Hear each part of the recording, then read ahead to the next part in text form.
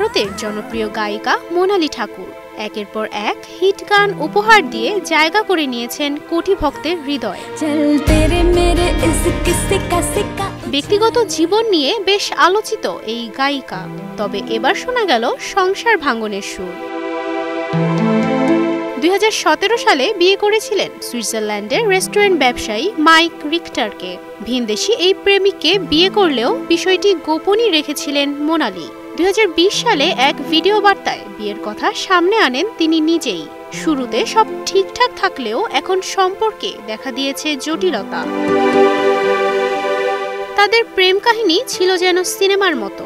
সুইজারল্যান্ডে ছুটি কাটাতে গিয়ে পরিচয়, তারপর বন্ধুত্ব, প্রেম এবং বিয়ে। সেই গল্পে যেন বদল এসেছে এবার।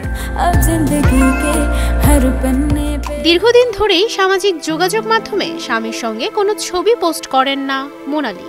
এরই মধ্যে গায়িকা তার স্বামী মাইককে আনফলো করেছেন ইনস্টাগ্রামে। দুজনের মধ্যে নেই তেমন যোগাযোগও।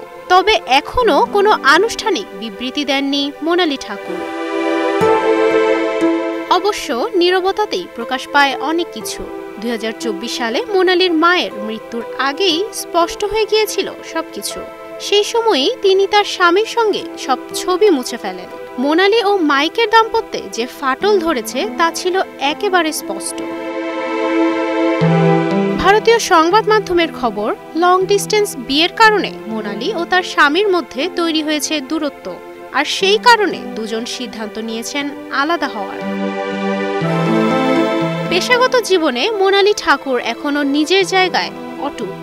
তাহলে সত্যিই কি বিচ্ছেদের পথে হাঁটছেন মোনালি ও মাই, নাকি এই গুঞ্জনকেও উড়িয়ে আবার এক হবেন তারা?